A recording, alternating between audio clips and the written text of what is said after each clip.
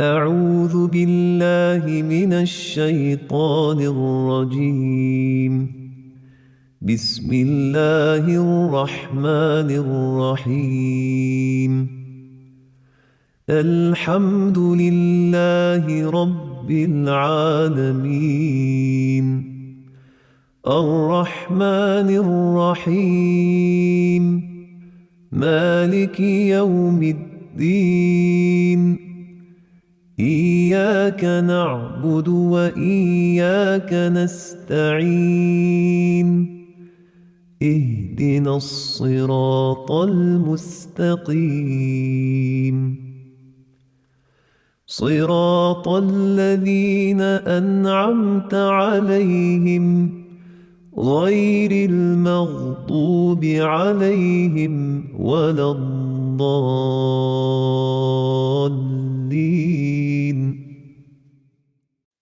آمين. ربنا علمنا ما ينفعنا وانفعنا بما علمتنا وزدنا علما وصل اللهم وسلم وبارك على سيدنا ونبينا محمد. So welcome everybody to the fifth component of the Iqra principle. And those of you who have been with us for a while, you know that we are going one by one through the 6 components of the Iqra principle, using the Iqra principle methodology, which is about what? It's about Quranic context, and what? Language. The Arabi language, the Arabi tongue, and the oldest lexicons that we have, which are dated in the year, the lexicographer died in the year 1004. So these are very, very old lexicons that we use, and we obtain insight from authenticated tradition and scholarly works. But what do we do first and foremost? And we always stress this. We always stress on the importance of what? Names. Al-asma. Allama Adam al-asma'a kullaha. The first thing that Allah subhanahu wa ta'ala imprinted upon Adam, allamahu, were the names of all things. And that's the problem we have today as Muslims. And you've been with us for a while. You know exactly how many words we have lost, because we have lost their meanings. We use them, but we have lost what each word actually means, which is why we're losing what that word teaches us to do or tells us to do. So today you're going to find 2 more very important words, actually more than that, which we have lost the meanings of. So we spoke about the divine command, Iqra, and we listed the 6 components of the root verb qaraya, as defined in the lexicon of Ibn Faris, as we said, who died in 1004. And what does Iqra mean? It's a command to do all those 6 things at once, which actually relate to our information processing. And everything we do in life, we do Iqra with. However, we don't do it as a proper dynamic. We do it in pieces. That's why we are not doing Iqra properly. And of course, when we do Iqra of the Qur'an, there's something very important which we're not doing. You shall hear about it quite soon. So the 6 components of the Iqra principle, they're in the lexicon. They're part of the definition of Iqra in the oldest lexicon. And what are they about? They are about gathering, carrying, deliberating, witnessing, being timely in the now, which is our talk today, the 5th component, and to serve and to share. That's the 6th component, which we'll do, inshallah, next week. So we went through the first 4, and now we're going to do the 5th. And as we do that, what's happening? We are recognizing the transformative power of this command. And we know that our predecessors and the earliest Muslims, when they did Iqra, they were transformed, all of them. We saw history tells us what happened. And then slowly, history also tells us what we lost. And the reason we lost all that is because we lost definitions and we lost the meaning of Iqra.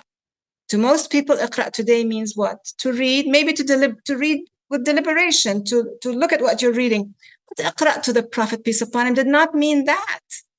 It meant much, much, much more than that. And there was nothing for him at that point to do Iqra with, if you're talking about a book. And as we know, the Qur'an is different than Al-Kitab. Al-Qur'an shay, wal-Kitab أو الأحرى المسمى واحد ولكن the concept of the Kitabullah being Qur'an is what you're going to also we're going to reflect upon today for those who have not been with us before. So it's important. And we have to do also tadabbur with regard to everything in the Quran, because tadabbur is what? Following something to its dubur, meaning to follow something, a concept or a word or an ayah, to the end result and the gist behind it. That's tadabbur. Not just to understand. You follow it to its gist behind it. So you need the context and you need the language. Without the context and the language, you cannot do tadabbur. So that's what we're going to do today, inshallah. And the more we read and the more we research, the more we realize the importance of words lost or misused. What are we going to do today? Today we're going to understand a couple of words which they have the power to do that if you want to change your future. Those words, if you understand them, they have the power, with Allah's will, of course, inshallah, to change your future. To change your future. So today we are talking about the fifth component of the Iqra principle, which is al-qara'. Al-qara' is related to time. It is related to al-an. What is al-an? Al-an means the now. Al-an, now, the now. So what we're going to do now is to acknowledge the importance of al-an, the time. So qari' or qara' means time or period. ويقول يعني كانت العرب تقول هبت الرياح لقارئها. We don't understand what that means. What does it mean هبت الرياح لقارئها? What's the qari' here? The qari' is the time, the period, the right period, the correct period when the wind starts to blow, the correct season. The winds are blowing at their season. It's the season of winds. هبت الرياح لقارئها. We don't know that. We think that qari' means a reader, somebody who's reading. But qari' is about time, the right time. So that's why the root verb qaraya and all its connotations, those 6 which we're talking about, are so important, and they will help us change our lives, inshallah. And that's why I had to write a book about it, 2 books actually, one in Arabi, one in English, because I want Arab to understand this first and foremost, and of course all English-speaking people to understand this, especially Muslims, to find out how we can change our future, how we can be better, how we can do better, and why we are where we are today. And I think that's a very important discovery. So about the al-an, time, the now. We have a live relationship with al-an, with the now, in which we are alive and physically present in the surrounding universe. We are part of this natural system, right? And we go through the life stages that Allah has given us as long as we are living. We go similarly like everything else on earth. It's born and it grows and it withers and it dies. We are the same like every other creature on earth, but we function best when we are in step with the motion of the universe, the motion of life. We are best functioning when we do that. So doing the right thing at the right time, some people call it what? SMART, that these are SMART goals. And they say it's a common trait among successful people who've set SMART goals. S stands for specific, M stands for measurable, A stands for attainable, R stands for relevant, and T stands for timely. So if you have set for yourself specific, measurable, attainable, relevant, timely goals, you will be a successful person. And you will notice that for us as Muslims, there's a lot that we lack, and you're going to find out why very soon. And subhanAllah, I honestly and truly believe that the Iqra principle, if people understood the meaning of Iqra, we have a chance. We can change the future for Muslims. We can change the future for Muslims, but we have to have enough people who know about this. which is why I'm telling you, please, let's have some more people and some more men, because men are achievers. We are busy with our home life as women, while men, they're out there more than we are. We create the home, but they're the ones who create what's happening outside. They help create that more than we can. So we really do need men on the Iqra principle, because they can help us change things. So we just said, we talked about those SMART goals, right? And we spoke about the last one being timely. Yet people did not put spirituality in that. There's no spirituality in this SMART, right? So we have to add spirituality or faith, because that helps us function at our best. Why? Because we're tracking the flow of information and the cosmic evidence as it reaches us from where? From its divine source. So we are tracking whatever is happening, everything we're looking at, naqra, but naqra, what we are doing Iqra with, has a source, and that source is the divine. So what we lack in that SMART paradigm is spirituality and faith, because that is the flow of information as it comes to us from the divine who created us. What did he call himself when he created us? He called himself Al-Raḥmaan. Al-Raḥmaan. Al-Raḥmaan علم القرآن خلق الإنسان. And you will go through the Quran and you will always find that the word Raḥmaan is related to creation. Surah Al-Raḥmaan is all about creation. It's about us and our universe. Everything in it, all life, is from Ar-Raḥmaan. And even Shaitan, he was not disobeying of Allah. He never disobeyed Allah. Whom did he disobey? He disobeyed Ar-Raḥmaan. Inna Shaitana kana lil Raḥmani asiya. So when he created Adam, that's when Shaitan disobeyed, because of Adam, because of this creature that came upon this earth. So what do these three nouns have in common? Ar-Raḥmaan, علم القرآن, خلق الإنسان, three nouns. What do they have in common? They have in common their form, their grammatical form, fa'lan. So these three nouns follow the grammatical form of fa'lan, which is what? It is about al-an. It's about al-an. هي صيغة مبالغة للفعل الطارئ al-an. Something which is emergent, طارئ, emerging right now, right? And مبالغ فيه. So it's a صيغة مبالغة, superlative of something emergent in the now.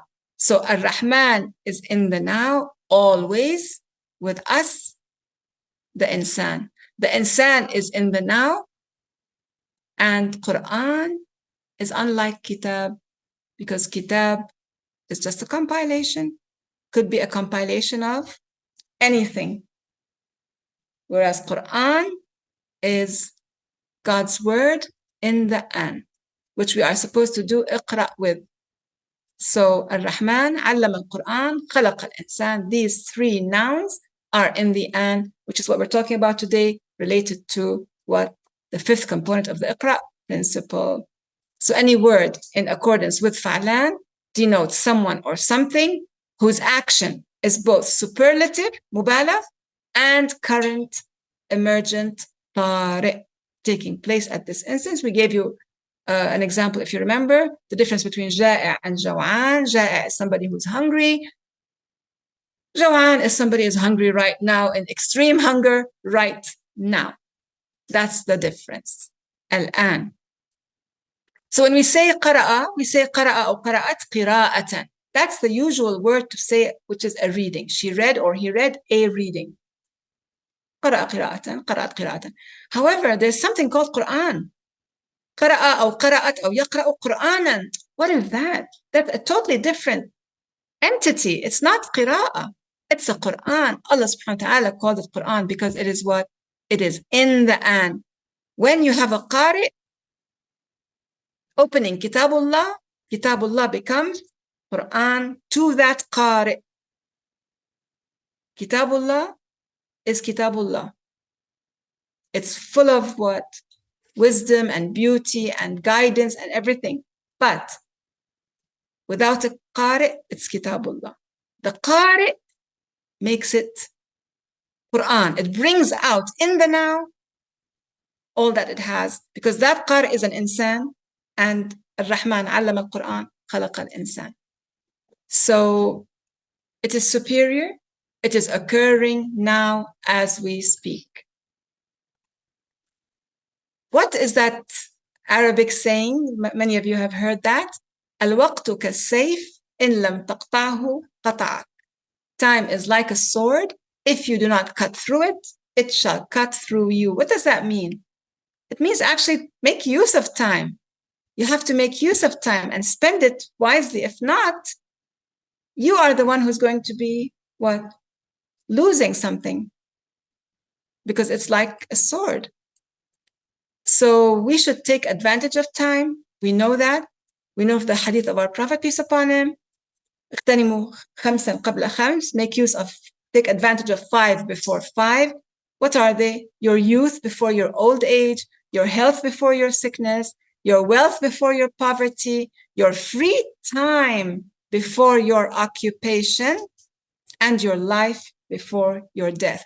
Time is something to be used to our advantage. What does the Quran teach us to do? It teaches us to prioritize giving our accomplishments adequate time. And we note that deeds of kindness and compassion, and indeed all khairat, supersede everything in the end. It's always time for them, and they are to come first before anything else. What? The khairat. They supersede everything in the end. Now, from the word anaya and an and all of those derivatives comes the word ta'anni. Ta'anni. Many Arabs don't use that word. Some do. Ta'anna. They might say to each other, ta'anna ya habibi ta'anna. But we don't usually say that. But that's a beautiful word to say. Ta'anni. There's a saying, many of us do know that, fil ajalati nadama wa fit ta'anni as-salama. Some of us know that saying.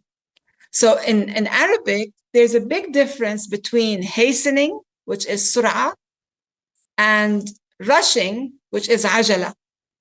Some people bi'ajlu. Some people yusra'u. What's the difference? Hastening is commendable. Hastening is good, which is what? As-sur'a. As-sur'a shay mahmoud, yani, to be sariya. But al-ajala, we said fil ajalati nadama, right? Ajala is not something commendable. So hastening, the opposite of it is slowing. In Arabic, sur'a, the opposite of it is buta. Buta is not good. Rushing is ajala, which is not good. The opposite of it is ta'anni, which is taking adequate time to do something. So here you have those two words and their opposites. So a person of faith is called ani. That person is ani. Yata'anna. All of that is from al-an. All of that is from the words, the derivative of anaya. All of those. إنه أني, إنه ذو أنات. ذو أنات means that he is a dignified person. He's a dignified person. He's neither slow nor does he rush. Now, so sur'a is good, right? We just said sur'a is good. So what do you have in the Quran about yusari'un? Yusari'una fil khayrat. You have 4 ayahs I'm going to mention in Surah Ali Imran 3:114. يؤمنون بالله واليوم الآخر ويأمرون بالمعروف وينهون عن المنكر ويسارعون في الخيرات أولئك من الصالحين. Those people who, what do? They hasten towards good deeds. These are of the salihin. These are of the good people. And then we have again in Surah Al-Anbiya 21:90. إنهم كانوا يسارعون في الخيرات. In Surah Al-Mu'minun 23:56. نسارع لهم في الخيرات. This is Allah subhanahu wa ta'ala. نسارع لهم في الخيرات. He also hastens to us in khairat. And also in Surah Al-Mu'minun, أولئك يسارعون في الخيرات وهم لها سابقون. So سابق is somebody who does what? After being يسارع, meaning to hasten, You actually are the forerunner. You have arrived before everybody else. سبقت. You have arrived before anyone else. You are the forerunner. يسارعون في الخيرات وهم لها سابقون 23:61. So it is good to be what? To have surah. And good to have anat. Because anat is the opposite of not surah, of ajala. Right. Now talking about al-an and time and all of those concepts, what do we have that is really timed and makes us time everything around it? Before people had clocks and watches, they used to say, I'll meet you there at Maghrib. I'll meet you there after Isha. We will come, after Zuhur. So what kept the time and still does to many of us who do pray? It is our timed ritual prayers, our salah, our communion with Allah subhanahu wa ta'ala. It is a compilation of precious physical and spiritual features. It's not just spiritual, it's also physical. And it's an exercise which is timed at specific intervals throughout the day and night, offering worshippers momentary respite from life. Whatever's going on around you, you have to stop for a while and you have to pray. So it's like a respite that takes you out of your schedule, whatever you're doing, to pray. And it's a must. It's not something that, okay, I'll do it tomorrow. It's a must. So what does it force you to do? It forces you to stop and take a breath. Go to the water. Water is what? It renews your energy. And to pray. And that's something you do 5 times a day. And being obliged to step away is sometimes all it takes for your weight to be lifted when you have something that's depressing you or something on your mind. So salah, it is time to follow the earth's daily motion. So when we do salah, we're following the earth's daily motion and we are stilled, whether we're old or young. We as faithful people, inshallah, we are stilled 5 times a day.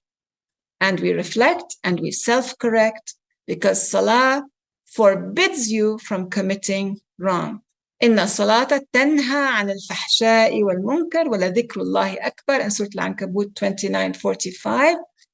إن الصلاة تنهى عن الفحشاء والمنكر. Many people think that this ayah means that communion or prayer stops you from committing wrong.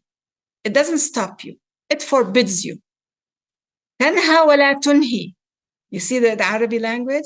تنهاكم ولا تنهي. Tunhi means to actually stop you. It's a barrier. It's not. It just forbids you. You wish to listen to what it tells you to do? Fine. You don't listen. That's your choice.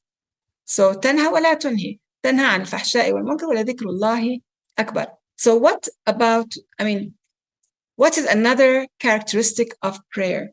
A quality. If you want to say, okay, we pray 5 times a day. It's about consistency, right? It's consistent. We do that every single day, the same thing, again and again, again and again. What does that teach you? It teaches you perseverance. It teaches you consistency. And those two are the most important qualities that lead you to achievement in whatever else you're doing, not just the salah. Whatever else you're doing, the most important things you need are perseverance and consistency. Perseverance and consistency. When Prophet Muhammad, peace upon him, was asked which deeds were most favored by Allah subhanahu wa ta'ala, what did he say? أدومها وإن قل. Those that are consistent, even if you do a few things, those that are consistent are the best of your deeds. Consistency. So the question is now, why have we Muslims not been achievers in so many hundreds of years of history? Till today, whenever we say that, okay, things are the worst ever, they become even worse. What has happened? You would not be surprised, because you've been with us for a while, you would not be surprised to know that one of the reasons is that we have forgotten the original meaning of so many words. We already spoke earlier about what? About shukr. which is appreciation, as in the opposite of depreciation, as in we take something little and we make the most out of it. That is shukr. Like the tree, which is shakur, or the naqa, which is shakur, the she-camel, with little feed, it gives a lot of milk, and the tree with little water or no water, it gives you a lot of shade. That's in the lexicon as a definition of shukr. So what does that mean? It means that we should, whatever little we have, accept it and make the most out of it and enhance it, appreciate, cause it to appreciate, as in the opposite of depreciate. Not appreciate meaning gratitude. Shukr is not about saying thank you. Shukr is not about being grateful. Grateful is an act. No, grateful is a feeling. Appreciation is an act because you actually make something appreciate. So that is one reason why we have not been productive as Muslims. We are the least productive nation. The least productive, because we think that shukr means to say alhamdulillah, alhamdulillah, alhamdulillah, and to sit at home and say alhamdulillah. That is fine, but that's not shukr, that's hamd. Shukr is work. Shukr is being out there doing something. Shukr is action. And qalilun min ibadiya shakur. So few of my worshippers are shakur. And the wa'd, the promise of Allah subhanahu wa ta'ala, لَإِن شَكَرْتُمْ لَأَزِيدَنَّكُمْ. If you appreciate whatever you have, you are working to appreciate it, it will increase. And that's a fact, of course. Of course, that's a fact. So, similarly, we don't want to spend too much time on shukr today. We already know about that. But similarly, just I'm showing you that word, which you know about, to see how there's another word which we have totally messed up and forgotten and mixed up with something else so that we do not know what it means. How many times have you read in the English explanation of the Quranic meanings the word sin? Sin, sin, sin, this is a sin, that's a sin, committed a sin. And when you look at the Arabic, you'll find different words for that sin. So in Arabic, you might find the word dhanb. Dhanb will be called sin. You might find the word sayyi'ah. Sayyi'ah will be called sin. You might find the word khati'ah. You might find the word khata. You might find the word ma'siyah. You might find the word ithm. All of these are called sin. And in our head, they mean sin. While each one of them is totally different than the other. And especially one of them is of the muharramat. One of them is a muharram, meaning that Allah subhanahu wa ta'ala had made it inviolable. It is haram. And we are deeply immersed in it today. We are drowning in this word, which we should not have at all approached because it is muharram from the muharramat. What is this muharram? What's this inviolable, which we have violated? ما هو هذا المحرم الذي استحللناه وجعلناه حلالا? What is it? قل إنما حرم ربي الفواحش ما ظهر منها وما بطن. Say, my Lord Sustainer has indeed made inviolable the pervasive sexual atrocities, what is overt of him and what is covert. والإثم, and ithm. What is ithm? That's the muharram which we have violated. Ithm is hindrance. It's backwardness. It's hindrance. It is backwardness. It is taqsir. It is lagging behind and not being foremost in what we are doing, lagging behind. And this ayah is in Surah Al-A'raf 7:33. قل إنما حرم ربي الفواحش ما ظهر منها وما بطن والإثم والبغي بغير الحق وأن تشركوا بالله ما لم ينزل به سلطانا وأن تقولوا على الله ما لا تعلمون. Subhanallah. Ithm is there together with the fawahish. It's there together with the shirk. And we are committing ithm daily, daily. We are drowning in ithm. Just look at us. You'll find we're drowning in ithm. And it's like shirk. It's of the muharramat. وَأَن تَقُولُوا عَلَى اللَّهِ مَا لَا تَعْلَمُونَ. And to say about God or upon God what you do not know, what you should not be saying about him. That is ithm. The opposite of ithm, how do you know what something means? One of the best ways is to see its opposite. Like, how do we know day if there was no night? How do we know good if there's no bad?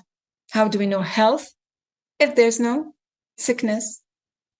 To know something, you look at its opposite. What's the opposite of ithm? The opposite of ithm is bir. Bir is the opposite of ithm. What's bir? Bir is forthcoming authenticity, being authentic and true to your designation. Whoever you are true to your role, true to your ism, true to your attribute, true to your designation. And I'll show you this in a moment from the lexicon. So ithm, أثم أصل واحد وهو البطء والتأخر. يقال ناقة آثمة أي متأخرة تخلفت عن الركب. When you have a rakib, you have a caravan and the naqa is late and then it actually does not go there and it's mutakhalifa, it is naqatun athima. What about the bir? Of course, you know, the Arab, they like to always talk about what's around them, animals, weather, you know. So here, the bir is exemplified by a steed, a horse, a fast horse. That one was a camel, this one is a horse. So برا قولهم للسابق الجواد المبر. The jawad, meaning the steed, the horse. سابق, which is a forerunner, it's called المبر. لأنه إذا جرى صدقة وإذا حمل صدقة. So bir is being true to your designation and your role like a fast steed or a mount, true to its name as it gallops and true to its name as it carries the mount. So bir is the opposite of ithm.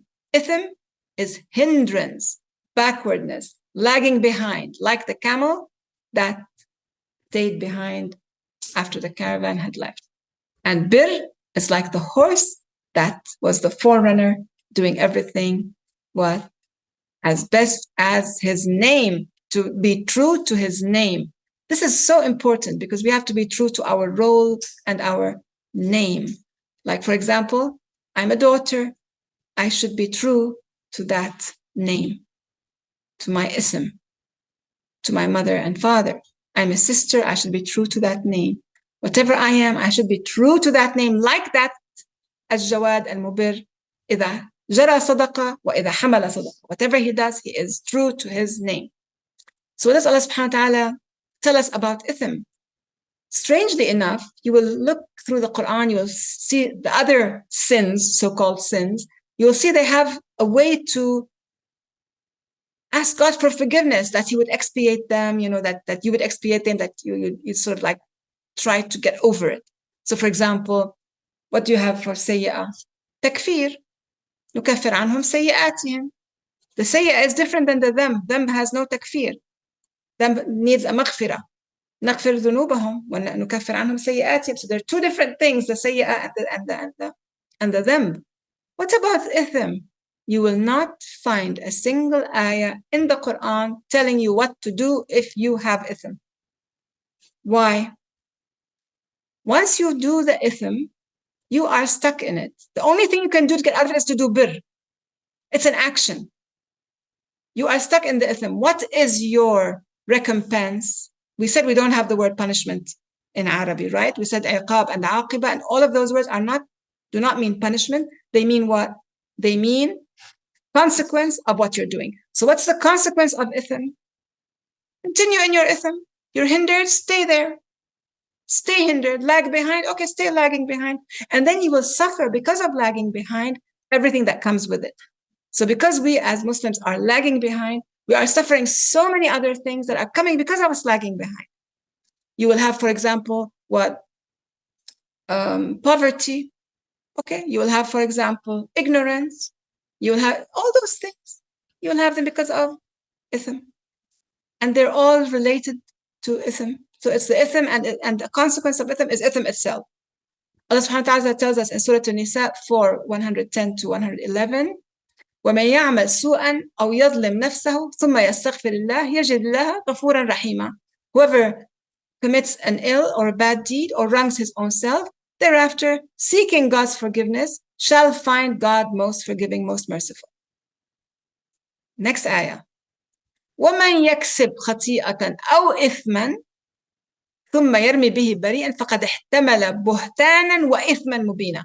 So the consequence of ithim is ithim that is what? That is clear. Manifest ithim. Whoever earns a hindrance, earns it upon his own self. So ithim is between you and yourself, and suddenly you find it becoming what? Open, and everybody sees the ithim, because it's called ithman mubinan at that point. So ithim is really what we are today.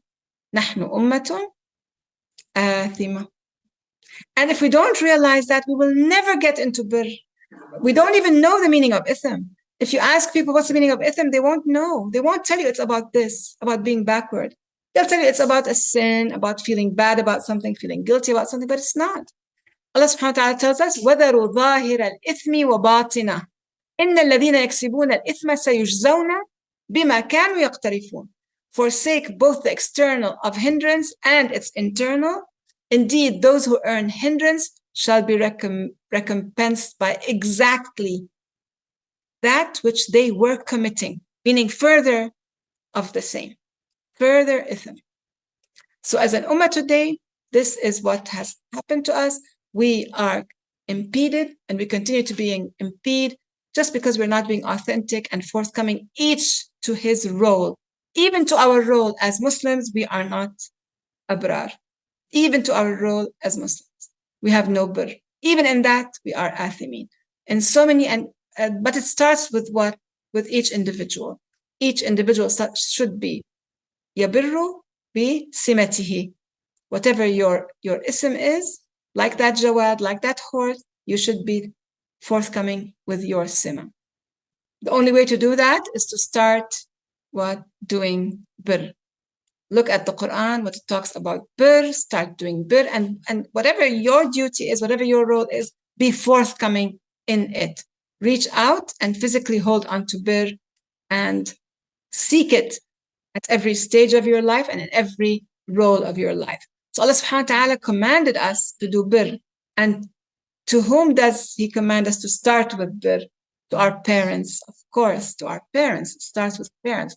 And we have that hadith of the Prophet, peace upon him. A man came to the Prophet and asked, who is most entitled to my best companionship?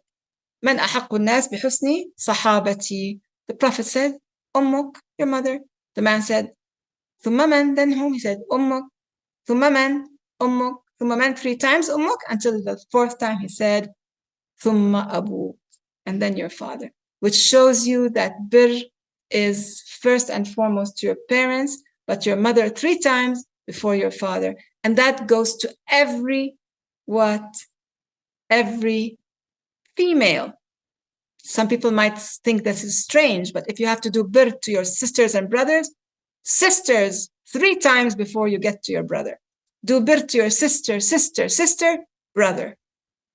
Aunt, uncle. Grandma, grandpa. Daughter, son. It's like that. Women are what? The epitome of Raḥmaan. Allah gave the women the most precious creation on earth that Allah created. If you want to tell me what's one entity, give me one entity which is Allah's most precious creation on earth, that is the womb. There's nothing more precious than the womb. So many ayat in the Quran are about protecting the womb, even not just the womb itself, even the reputation of that womb. The reputation of that womb needs protection, so that if somebody says a word against that womb, they get 80 lashes. They get 80 lashes for saying something against the reputation of that womb. It happens to be carried by a woman. She's the bearer of the womb. But it's the womb which is so, what? Precious and so sacred. So أمك ثم أمك ثم أمك ثم أبوك. So who do we know in the Quran was bar biwalidatihi, to his mother? He was so bar, he had so much bir, so much forthcoming and so much speed in doing what he did of bir, that he actually spoke in the cradle. Isa alayhi salam, he had so much bir that his bir made him speak in the cradle. So she brought her newborn to her people, carrying him. They said, "Oh Mary, what? لَقَدْ جِئْتِ شَيْئًا فَرِيًّا. You have indeed come unto something, committed a wayward action. Oh, sister of Harun, your father was not a person of ill, and your mother was not a tramp. She was not a Thereupon she pointed to him. They said, كيف نكلم من كان بالمهدي صبيا? How can we speak to one who is a child in the cradle? قال. There's no even fa. There's no faqala. There's no thumma qala. There's no waqala. There's nothing before qala. How can we speak to somebody in the cradle? قال إني عبد الله. Subhanak ya Rabb. قال إني عبد الله. I'm indeed a worshipper of God. He has brought the compilation unto me and made me a prophet and made me of abiding blessing and benefit. Mubarak, wherever I may be, he has instructed me, wasani, to maintain communion, salah, and charitable purification, zakah, as long as I'm alive. And what? وَبَرًّا بِوَالِدَتِي. And to be forthcoming in goodness, bir, towards my mother. And this was his bir, that he actually was the forerunner, the foremost to speak in the cradle to absolve his mother, who would have been what? Who would have been stoned to death. Coming with the baby means stoning to death. He was bar. Who else in the Quran do we have? Yahya.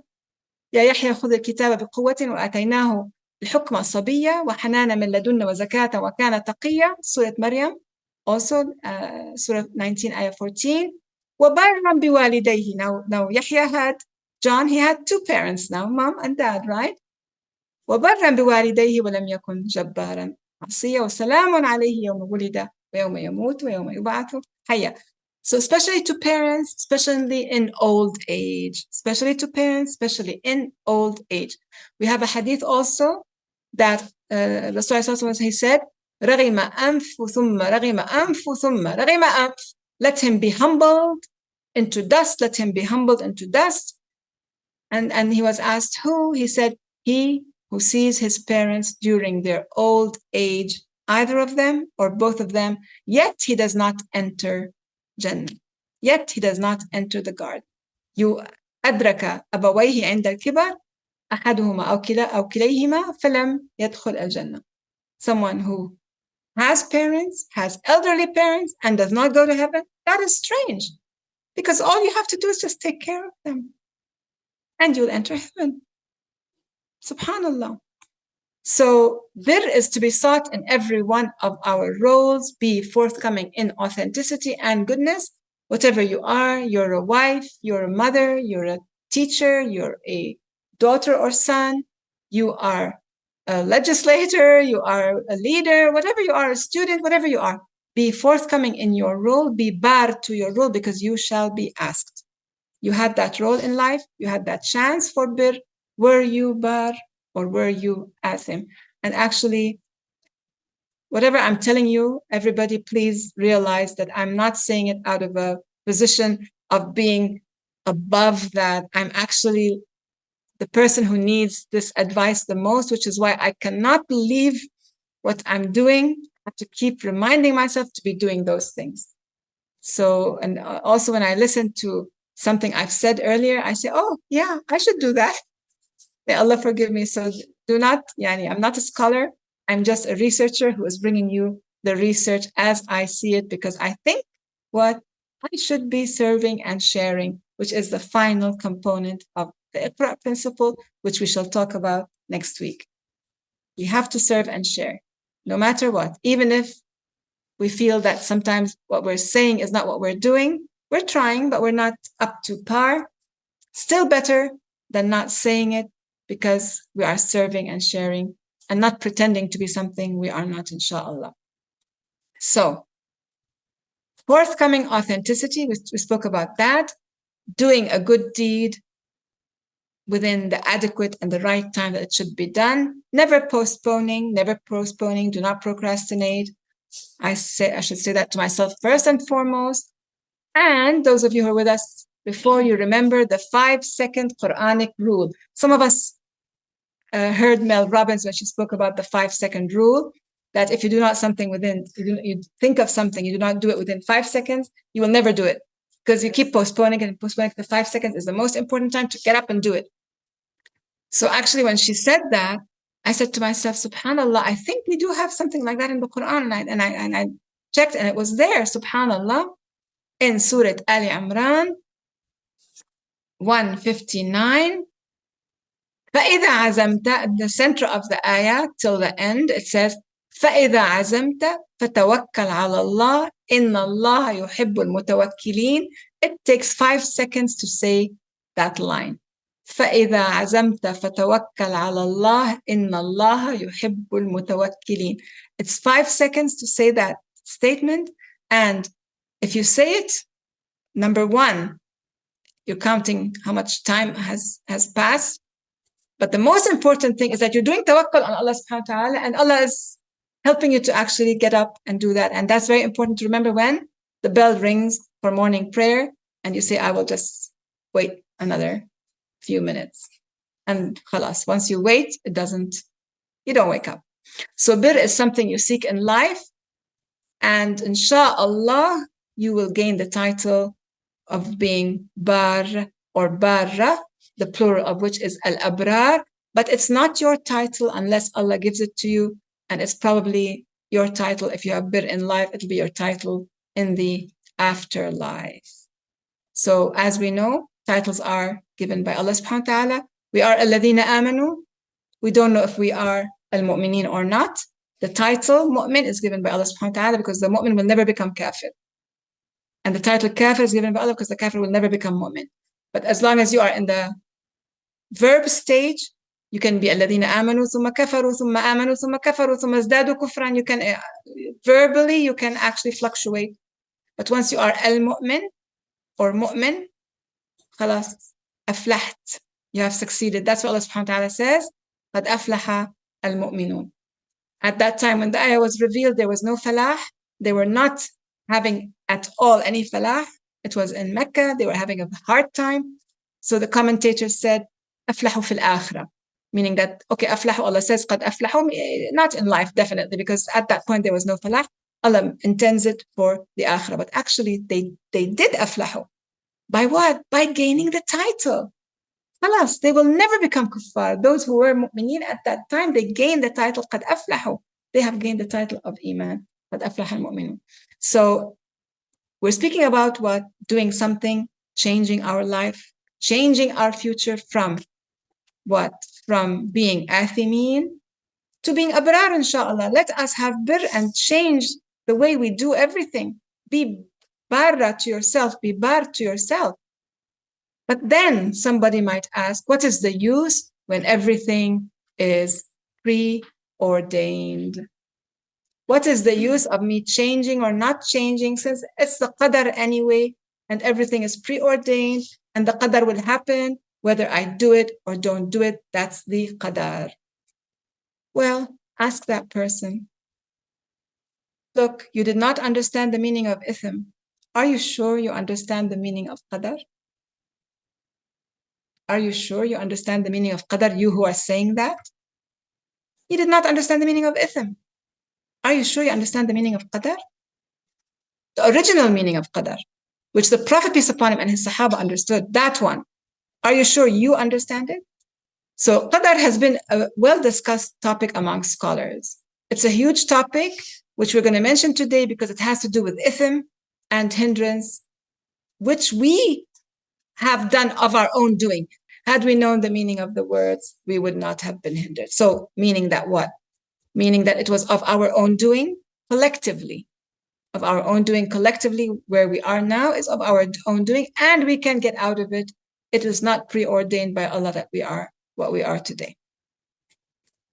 So let's check out this excellent example, which is a hadith muttafaq alayh, which everybody agrees to, which is Umar ibn al-Khattab's response when he was asked whether he was escaping Allah's qadar. Now, he decided not to travel to the Levant, to Sham, because of the outbreak of disease. So he said, Umar ibn al-Khattab, it was, and Abu Ubaidah ibn al-Jarrah, when Umar ibn al-Khattab decided, after he consulted everybody, to return with those who were traveling with him and not to enter the Sham because of the epidemic, he told them, you are to be on the backs of your horses, on horseback and camelback. Bright and early tomorrow, we are traveling back. We're not going to go into Sham. Abu Ubaidah ibn al-Jarrah said, أَتَفِرُّ مِنْ قَدَرِ اللَّهِ? Are you escaping from God's qadar? What did Umar respond? He said, yes, we are escaping from God's qadar to God's qadar. Both options are God's qadar. We are escaping from God's qadar to God's qadar. Look, if you had camels, and he gave him a very simple example. If you had camels and they went down a valley which had two sides, one side was barren and one side was fertile, and you let them graze in the fertile, is it not by God's qadar that you did not let them graze in the barren? You chose the fertile for them? This is because whatever takes place is by God's qadar. Valleys can only produce vegetation. Listen to this. The valley will only produce vegetation. I'm explaining now. The valley will only produce vegetation based on God's qadar in its soil, in the weather. There's qadar in the weather, qadar in the soil, qadar in that valley. It will produce vegetation according to its qadar. So when you are going to the barren one, which did not produce vegetation according to its qadar, you're going to the fertile one, which gave you vegetation according to its qadar. Maybe it had some more water on that side. Its qadar was that. So what is qadar? So we're going to see now what's the meaning of qadar. Al-Raghib al-Asfahani, who died in 1108, he mentions two categories. And look at the word categories in his explanation. Darban, darb, right? So the word darb here, you can see that means kinds, darban. ذلك أن فعل الله تعالى ضربان. It's two categories. One, أوجده بالفعل, one category which God originated in such a way that it can neither increase nor decrease. أن أبدعه كاملا لا تعتريه الزيادة والنقصان. So that's one kind of qadar, one kind of action, which is darban, because God's qadar is darban. And the second one, that which he originates. So you have the qadar in two categories. The second one is, look at the second one, please, which he originates in such a way that whatever ensues from it is inherent in it, such as a palm tree growing out of a date pit. That is qadar. The palm tree grows out of the date pit. The date pit has the qadar in it to grow a palm tree. Do you get a little bit now of what qadar means? It's the potential of something. It's the potential of something. And then he says, so about God's taqdeer, taqdeer Allah ala wajhayn, two kinds of God's taqdeer. أحدهما بالحكم منه أن يكون كذا أو لا يكون كذا، والثاني بإعطاء القدرة عليه.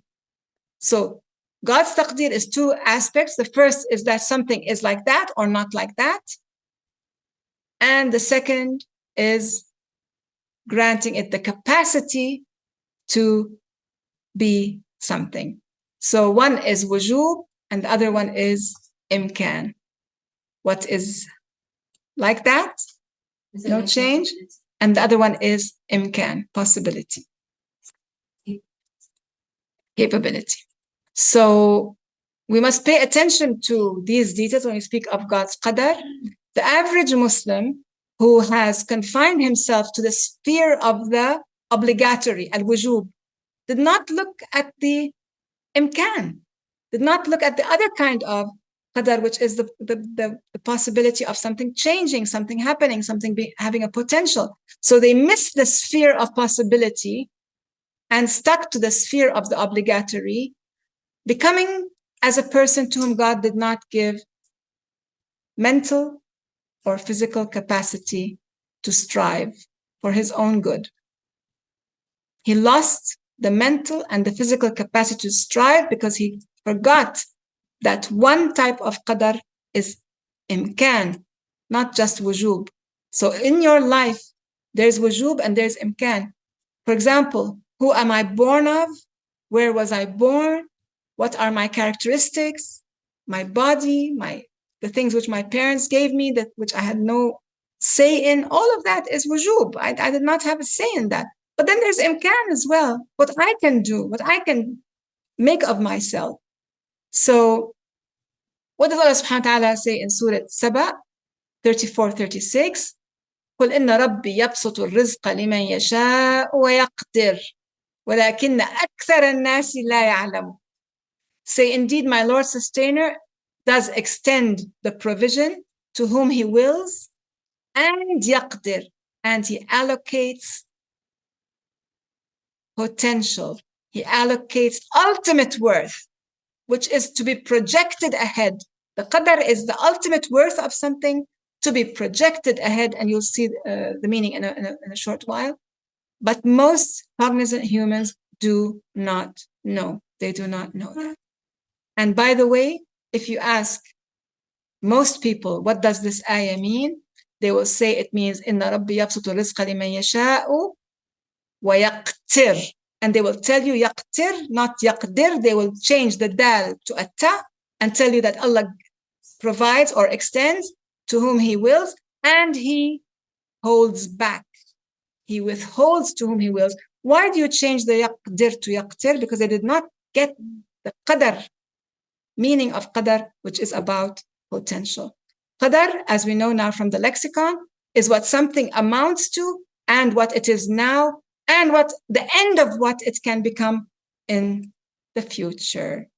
Qadar includes the inherent characteristics as well as its ultimate potential and projected end.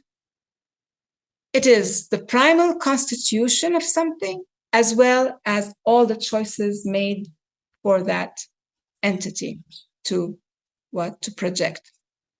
Our lexicographer tells us that the root verb qadara indicates what something reaches, what it is, and what it finally ends up as, because qadar is the utmost reach or the utmost projection of everything. In Arabic, he said, قدر أصل صحيح يدل على مبلغ الشيء وكنهه ونهايته. فالقدر مبلغ كل شيء. مبلغ, the end of it. ما يبلغه, the projected potential of it. So, to even believe that Allah subhanahu wa ta'ala would impose something bad upon you is opposed to what the Qur'an says.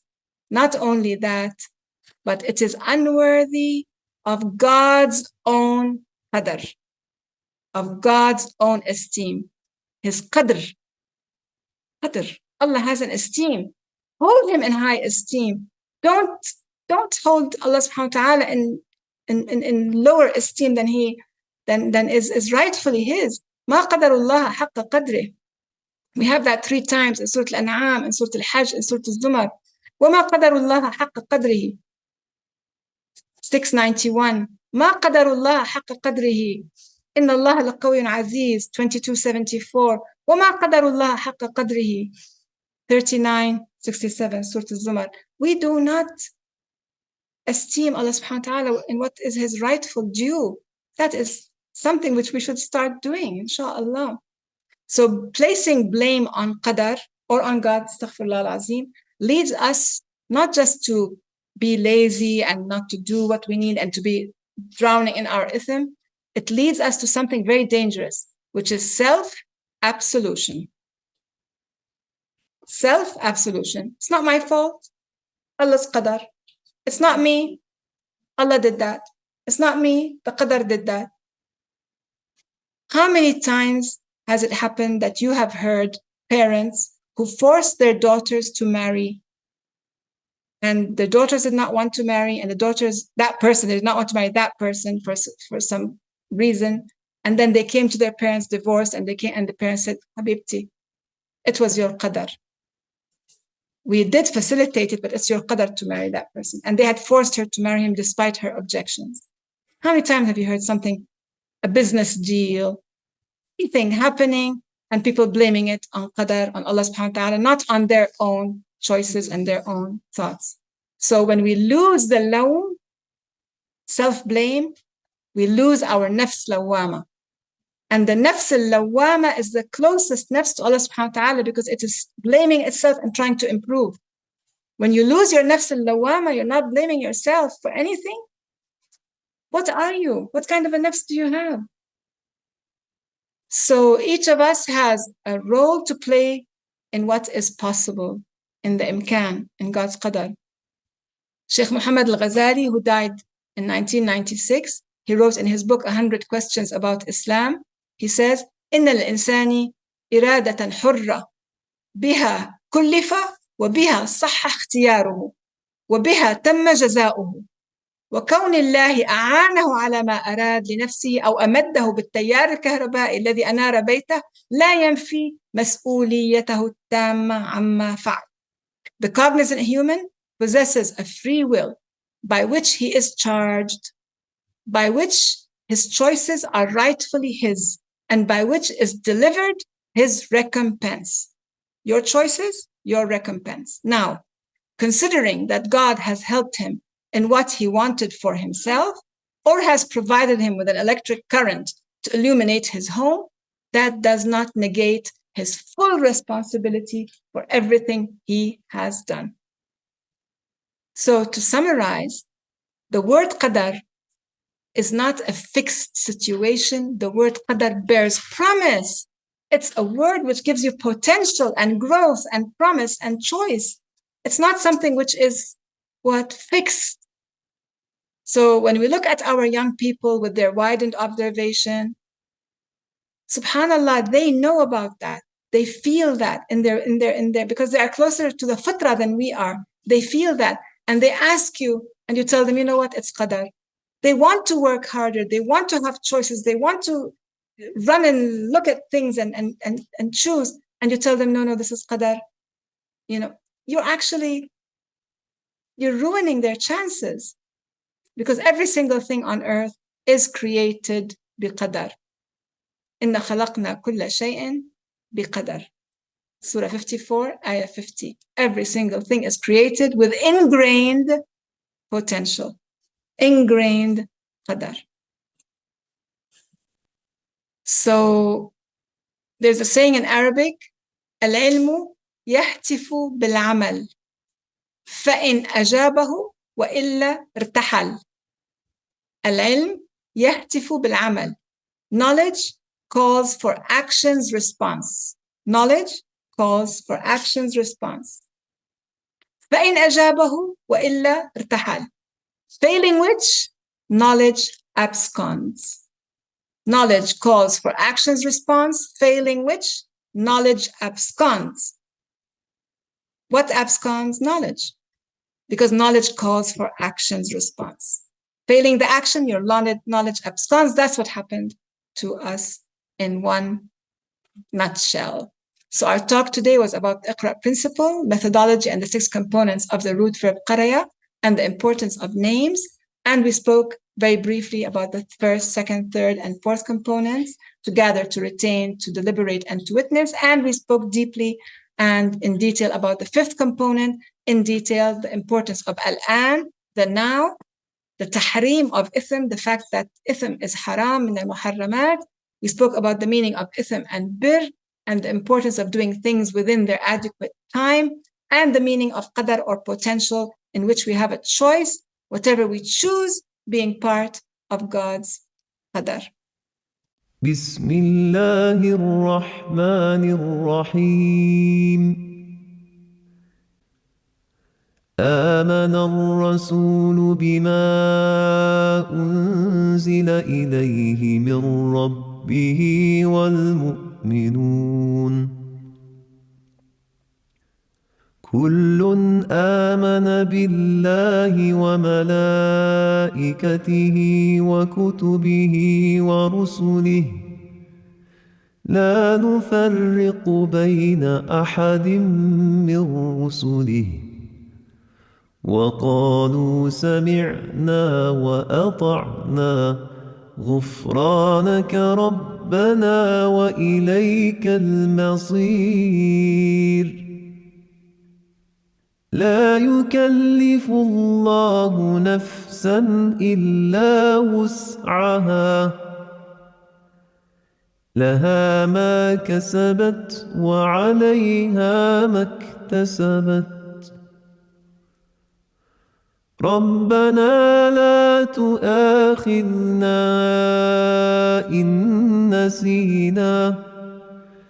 إن نسينا أو أخطأنا ربنا ولا تحمل علينا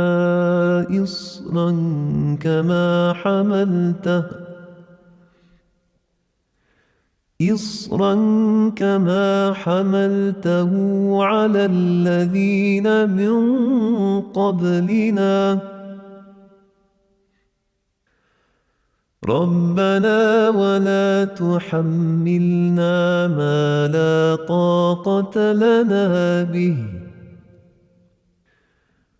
واعف عنا واغفر لنا وارحمنا